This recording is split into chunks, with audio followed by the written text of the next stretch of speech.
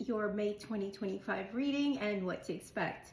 Your energy in the middle of the deck came up as justice in the reverse. So to me, there's this fresh start that you're looking for due to some injustices in whatever situation this is. It's a one-sided situation, you know, it's not a win-win. There's a lack of accountability, whether this is on your part or someone around you. This could be work, love, any situationship. Just apply the energy. 111 on the clock, as I said that. So in the past 7 months, you did spend some time alone. You started investing in yourself.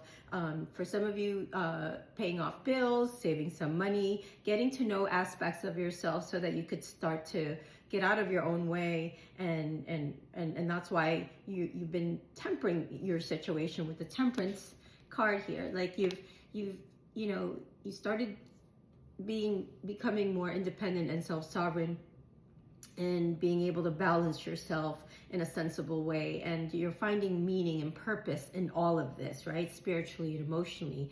However, there's some with the Five of Cups here. This has to do with, thoughts that you could be oscillating between, whether am I wasting my time on, is my energy is precious, like, is this going to bear fruit?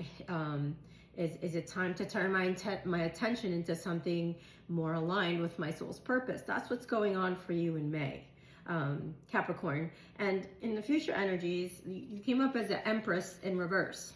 So with that, I feel like there's something that you've carried, this burden, for far too long. It's time to release that guilt that you placed on yourself and start this new chapter in your life.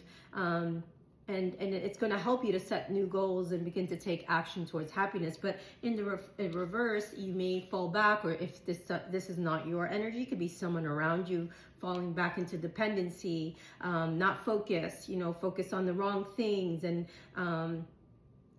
maybe uninspired and feeling creatively blocked and insecure. There's like a smothering feeling to this, unable to let go of this one-sided situation that you are in. But by July, you're going to overcome these obstacles. It could be a possible move, a relocation, a job that requires you to travel back and forth, and it's going to lead you into something more inspiring.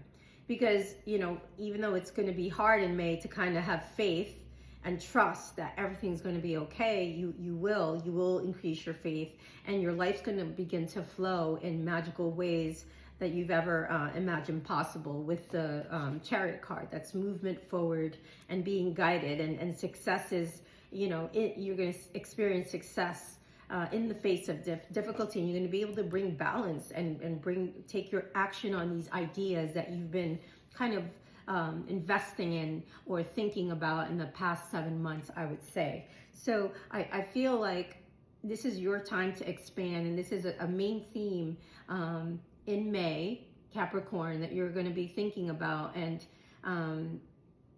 you live in a huge world, with endless possibilities. That's the embodiment that you're starting to really act upon. And it's time to imagine these possibilities, because once you do this, especially second week of July, that you're going to see, like, if it's a project you want to launch, a website, a business, whatever this is, it's going to boost, in due course. So it's you really figuring out, starting in May, where you're putting more energy. Is it, balance that energy out, right? That's why you're seeing that in the outside environment. So, you want to take risks from a balanced place. I personally am going through that myself, where I'm going from, a stability with a certain way of creating income, to more other ways, creative ways, that I'm not really creating income just yet, but I'm being called to it, and I feel supported in that. So you could be going through this between May and June, and by July, Capricorn, you're going to have more control. You're going to be more assertive, determined, the energy with the Chariot there, and you're going to persevere. And it's almost like, wow, like, I no wonder I went through that to get me to here.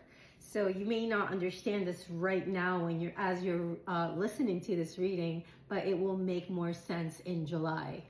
So I hope this was helpful.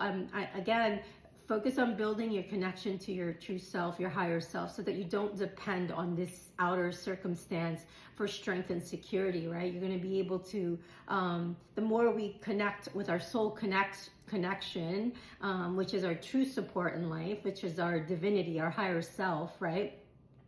We don't need to feel limited or afraid by outside external conditions, and because you're going to realize your manifesting powers that you can transform, through the magic of your soul's voice, right? You can influence the environment around you through your conscious choices. What you feel, think, and speak, I always teach, will come into existence. So rather than worrying in an environment that may have a negative effect on you, practice speaking truth unconditionally from your spontaneously, that is, from your heart, so that you can, cast a loving spell, of enchantment to inspire and heal others as you do, because you're going to get your mojo back, right?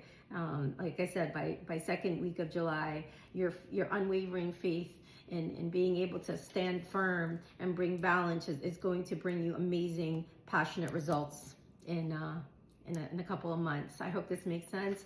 If it resonated, come book a reading.